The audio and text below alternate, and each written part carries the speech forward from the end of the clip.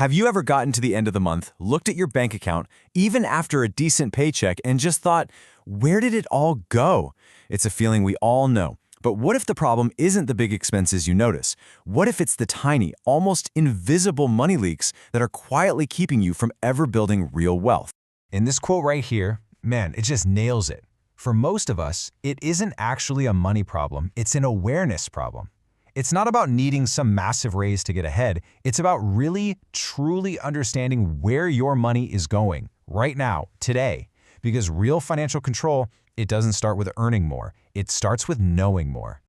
So, that's the big question, isn't it? And it's the one that changes everything. This isn't meant to make you feel guilty, it's meant to give you power. Answering this one question honestly is the very first step to taking back control of your life. So let's dive in. So first up, we're talking about gaining financial clarity. Think of this as turning on the lights in a dark room. It's all about shifting from just guessing and kind of hoping for the best to actually knowing and having a plan. This is the foundation everything else is built on. Okay, look at this. The before state is where most of us live, right? We're just guessing. We think we know what we spend on coffee or takeout. But the after state is where the magic happens. The first habit is simple. You have to budget every single month. You got to write it all down, because when you see the real numbers in black and white, the guessing stops, and those hidden money leaks, they finally have nowhere to hide. And here's where things get really interesting. It's not just about the math. A psychological shift starts to happen. Once you get in the habit of tracking everything, your brain literally starts to see money differently. That $5 coffee isn't just a coffee anymore, it's a line item. That little impulse buy suddenly has a name. And all of a sudden, careless spending just feels kind of uncomfortable. Your own behavior starts to self-correct, almost like it's on autopilot. This brings us to a really powerful habit, the monthly financial reset. It's so simple. At the end of each month, you just take a look at what happened, what came in, and what went out. And the key here is no guilt, no shame. You're just looking at the data so you can adjust for next month. This one little routine can transform your finances from something chaotic and reactive to something structured and intentional. Okay, so you've turned on the lights. You can see everything clearly now. What's next? Well, now it's time to take action. This section is all about finding those leaks you've uncovered and actually plugging them, one by one. This is where you're going to see an immediate impact on your bank account. Let's start with a huge one for most people, dining out. You know how it goes. A $20 lunch here, a $30 takeout order there. It feels pretty harmless in the moment. But what if you cut way back?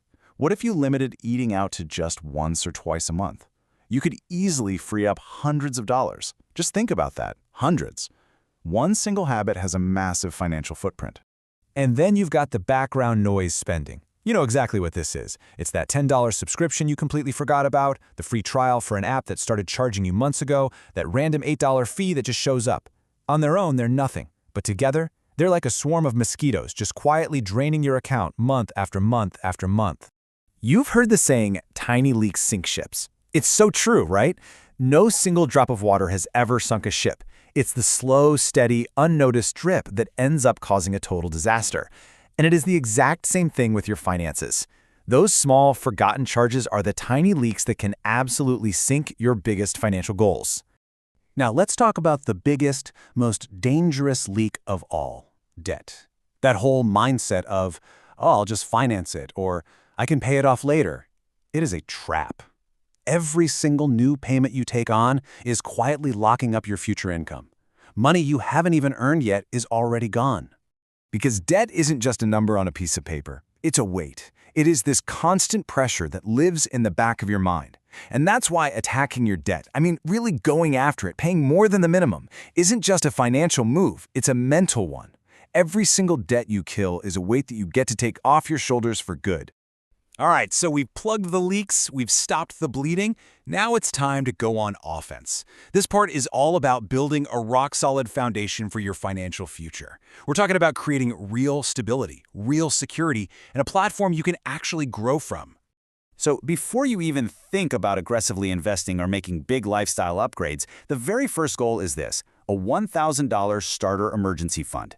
This isn't about getting rich, this is about building a buffer. This is your first line of defense against all the surprises life is going to throw at you. Think of it this way. This fund is what makes a car repair an unexpected problem instead of a full-blown financial crisis. It breaks that awful cycle of stress and panic. It lets you handle life's curveballs without completely derailing your entire plan. And the rule is simple. If you use it, your number one job is to build it right back up, immediately.